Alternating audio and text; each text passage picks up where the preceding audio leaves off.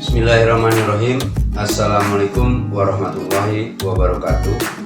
Jumpa lagi dengan saya di Media Pangarti Channel.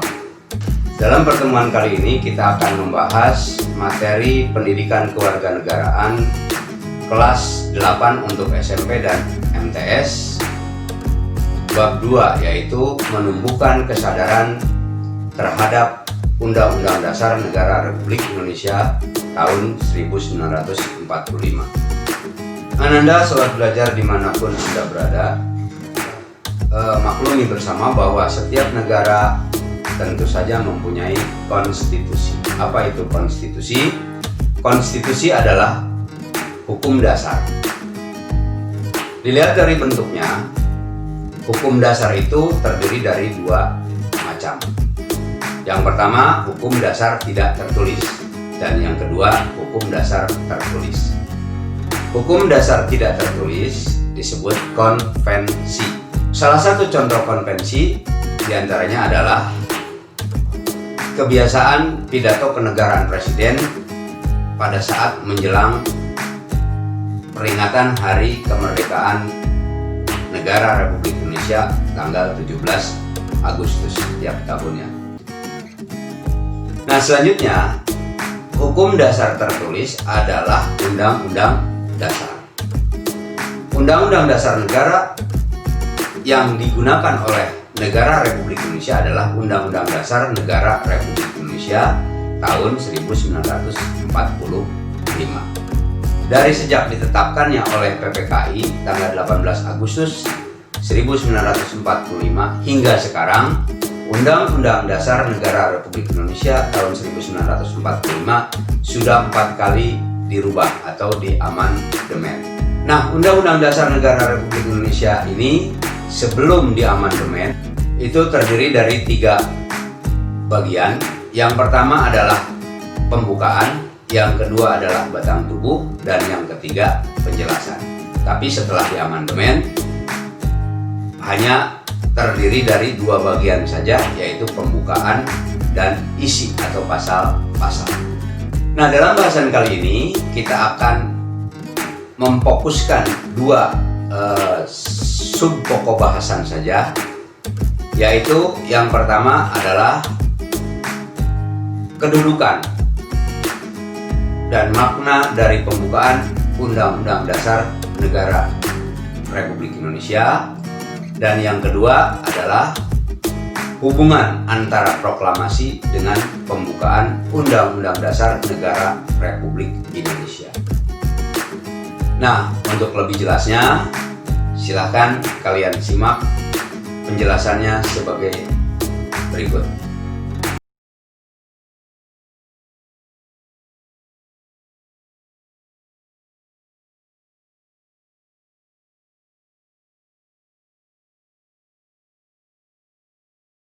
Bismillahirrahmanirrahim. Halo siswa belajar di mana saja Anda berada. Hari ini kita akan membahas tentang materi PKN kelas 8 untuk SMP atau MTS bab 2, yakni menumbuhkan kesadaran terhadap Undang-Undang Dasar Negara Republik Indonesia tahun 1945. Dalam kegiatan pembelajaran kali ini, mengingat sub pokok bahasan bab 2 ini ada sekitar 6 sub pokok bahasan, maka video bagian 1 ini kita akan fokuskan kepada pembahasannya, yaitu tentang kedudukan pembukaan Undang-Undang Dasar Negara Republik Indonesia tahun 1945 dan hubungan pembukaan Undang-Undang Dasar Negara Republik Indonesia tahun 1945 dengan proklamasi kemerdekaan Indonesia.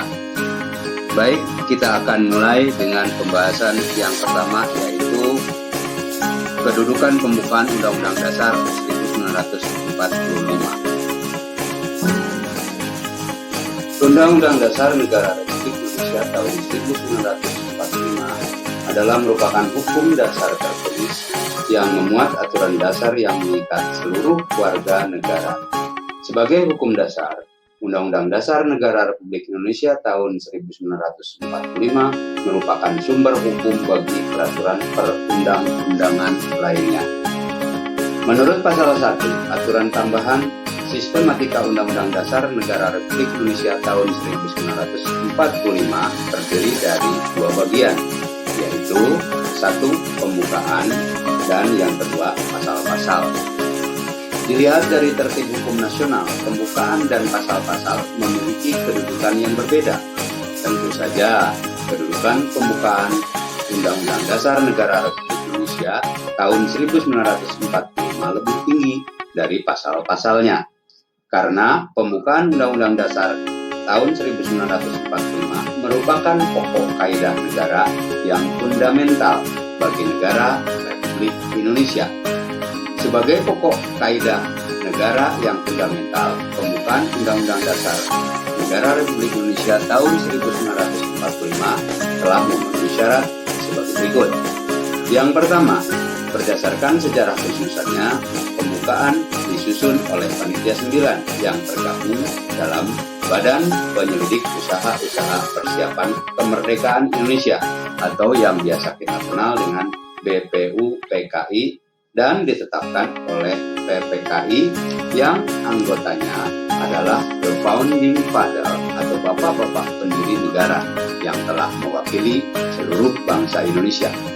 Yang kedua, berdasarkan isinya bahwa pembukaan Undang-Undang Dasar Negara Republik Indonesia tahun 1945 memuat asas falsafah negara yaitu Pancasila, kemudian asas politik negara yaitu kedaulatan rakyat dan tujuan negara.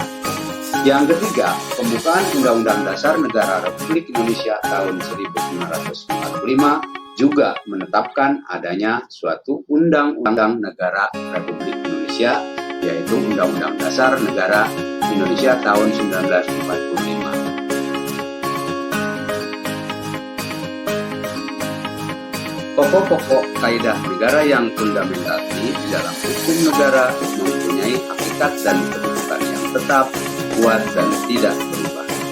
Oleh karena itu, pembukaan Undang-Undang Dasar Negara Republik Indonesia tahun 1945 sebagai kaidah negara yang fundamental disepakati untuk tidak dirubah dan diganti. Karena merubah dan mengganti pembukaan Undang-Undang Dasar Negara Republik Indonesia tahun 1945 itu sama artinya dengan merubah, mengganti, atau membubarkan Negara Kesatuan Republik Indonesia yang telah diproklamasikan oleh Founding Fathers atau bapak-bapak pendiri negara, yaitu pada tanggal 17 Agustus tahun 1945. Baiklah, selanjutnya kita akan membahas tentang hubungan pembukaan Undang-Undang Dasar Negara Republik Indonesia tahun 1945 dengan Proklamasi Kemerdekaan Negara Indonesia. Bagaimanakah hubungan pembukaan dengan proklamasi? Hubungan pembukaan Undang-Undang Dasar Negara Republik Indonesia tahun 1945 dengan Proklamasi Kemerdekaan Indonesia dapat dilihat dari isi naskah keduanya. Di dalam naskah Proklamasi Kemerdekaan memuat dua hal pokok, yaitu satu, pernyataan kemerdekaan bangsa Indonesia, dan yang kedua adalah tindakan yang harus segera dilakukan setelah pernyataan kemerdekaan tersebut. Sedangkan di dalam pembukaan Undang-Undang Dasar Negara Republik Indonesia tahun 1945 dapat dilihat pada alinea ke-1 dinyatakan bahwa kemerdekaan ialah hak segala bangsa. Ini adalah pernyataan yang universal yang menyatakan bahwa bangsa Indonesia menyatakan kemerdekaan itu dengan alasan bahwa kemerdekaan adalah merupakan hak segala bangsa. Pada alinea kedua dipertegas lagi dengan menyatakan bahwa perjuangan pergerakan kemerdekaan bangsa Indonesia telah sampai pada saat yang menentukan. Dan di dalam alinea ketiga dipertegas kembali dengan pernyataan kemerdekaan negara Indonesia. Nah, dari uraian alinea ke-1 dan alinea ke-3 tersebut, pada hakikatnya alinea ke-1, ke-2, dan ke-3 merupakan uraian terperinci dari kalimat pertama proklamasi, yaitu pernyataan kemerdekaan Indonesia.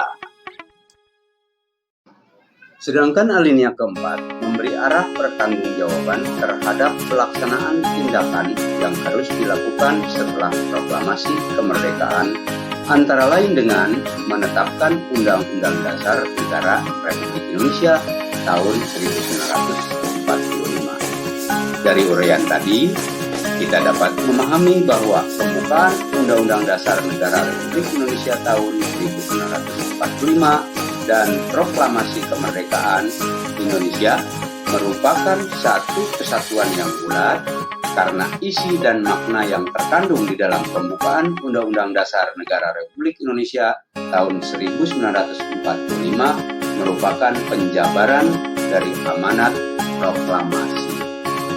Ya, demikianlah uraian pembahasan materi kita kali ini. Semoga dapat dipahami dan bermanfaat bagi kehidupan kalian.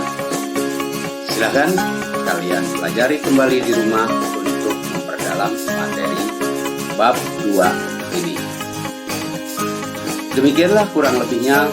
Bapak mohon maaf. Billahi taufiq wal hidayah. Wassalamualaikum warahmatullahi wabarakatuh.